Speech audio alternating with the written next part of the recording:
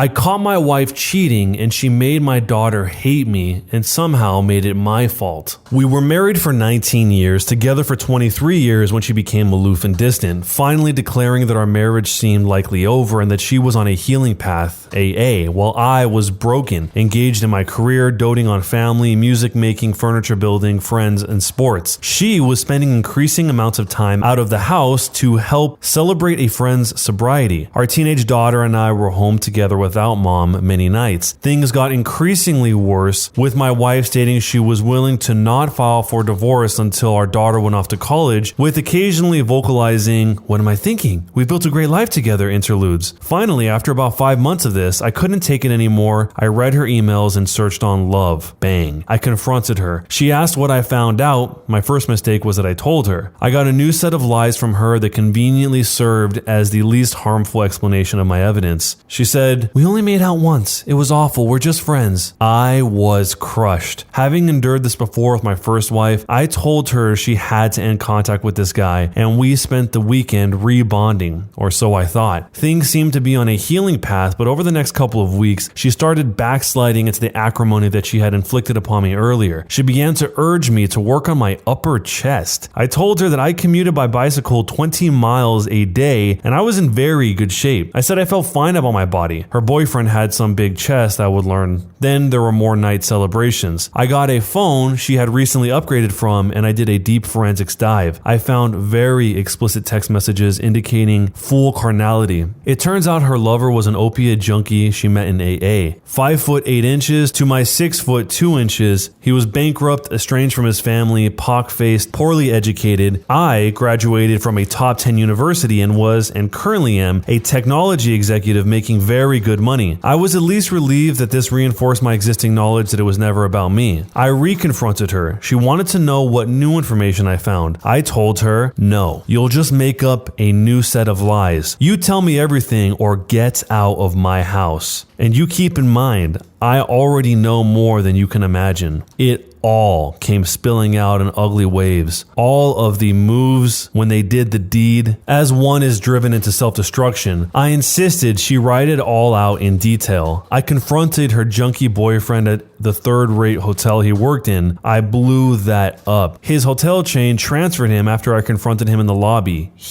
I told her I would consider the gift of reconciliation, but that she had an enormous amount of work to win back my shattered trust. She seemed grateful for the chance. My second mistake was I should have insisted she move out for some period of time. Unbeknownst to me, our teenage daughter had been reading her mom's emails and knew all the tawdry details. A couple of weeks after the big D-Day, my daughter got sloshed, popped some pills, and drove a car off the road, miraculously not injuring herself or others as the car flipped, teetering above a swollen creek. My daughter got a huge DWI and was kicked out of National Honor Society and shamed at school. Her mom decided I had to deal with all of this because she couldn't do it herself. A couple of weeks later, her mom screamed at our daughter, "F you, F you, F you, F you, you're the reason I want to get red nose sloshed. You're the reason I want to put a bullet through my dome." Then she peeled out of the driveway at a high rate of speed to a fate my daughter and I could not ponder. Our daughter was extremely upset, as one could imagine. I reassured her that her mother's outburst was completely unacceptable and was about her mother's cognitive and emotional state, not a reflection on her, my daughter. Her mom eventually returned, remorseful but minimizing what she had done. Then a transformation occurred where our daughter had been overly angry at her mother. Now our daughter knew she couldn't be angry at her mother, as it could lead to her mother unliving herself, which, in the twisted logic of mom's tantrum, would be our daughter's fault. So our daughter took her otherwise understandable anger out at me.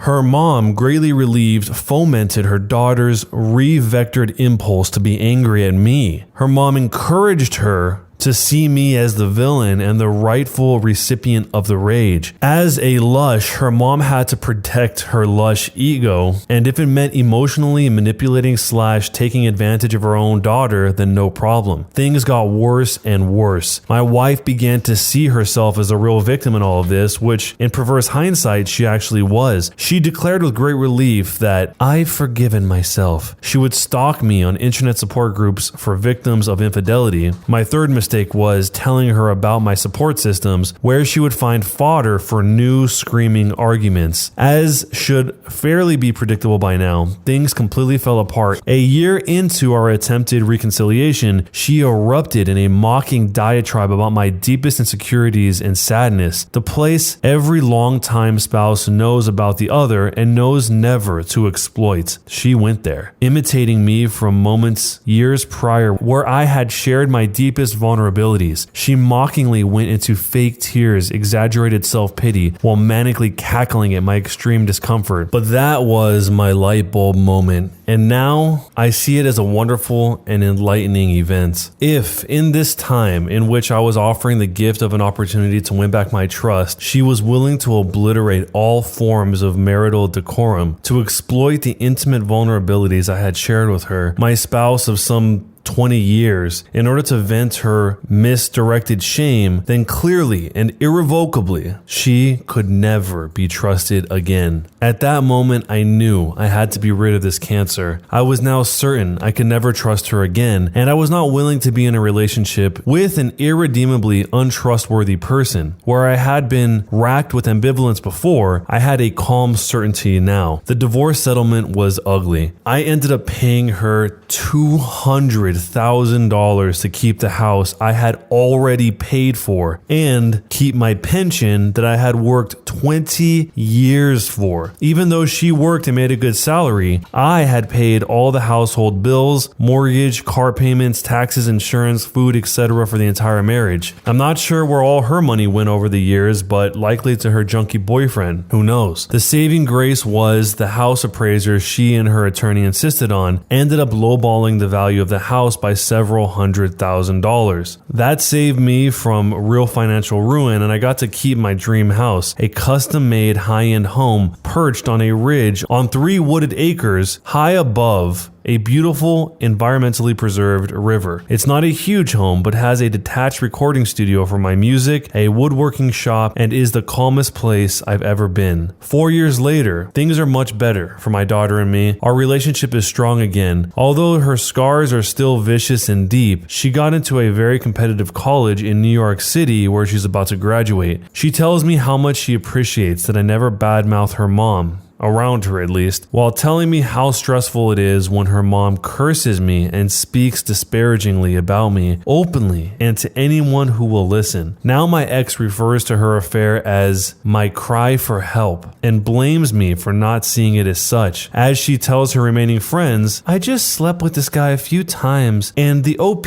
was too selfish to try and understand my pain. In her telling, it was doing the deed. She will never understand how minor that is compared to the overall context of complete destruction of trust. When I hear these statements through the grapevine, my overwhelming reaction is one of relief. Now I have an amazing girlfriend who is emotionally competent, and my daughter likes her too. Here's what I wish I did. Number 1, a full 180. Number 2, demanded a post-nuptial agreement as a symbol of her commitments to reconciliation. Number 3, invited her to move out as soon as I had proof of her cheating. Here's what I'm glad that I did. I hung in there until I had 100% certainty. Number 2, I never badmouthed her around our daughter. Number 3, I found support systems. Number 4, I confronted her junkie lover. And finally, I knew this had nothing to do with me, but only my ex's brokenness. This one was totally heart-wrenching. I can't believe the ex-wife still seems to blame the OP, the husband here, for what she did outside the relationship. It kind of seemed like she was floundering for a long time about what to do. She wanted to break up or go on a healing journey. I think that's what she called it. Do all this different stuff. Meanwhile, he was totally oblivious to the fact that she had a whole second life. And one part that's really sad is that she wouldn't even admit it to him directly. She would only admit to things that he would confirm for her first. So understanding that as being the dynamic, it really makes you think, how long has this actually been going on and how deep has it been going on? Maybe we only know about this junkie guy because that's the only one that he found. Who knows how many other things were a part of this whole situation? The OP actually touched on this later on and said, blaming the betrayed spouse for one's own cheating is simply chapter 7 of the Cheater's Handbook. Not to overgeneralize, but cheaters are all about impulse, fulfillment, and ego. It's important they convince themselves what they did was rational and reasonable. My ex got all hung up on, I'm not a bad person, I'm a good person who just did a bad thing. That was before she went full on blame shifting.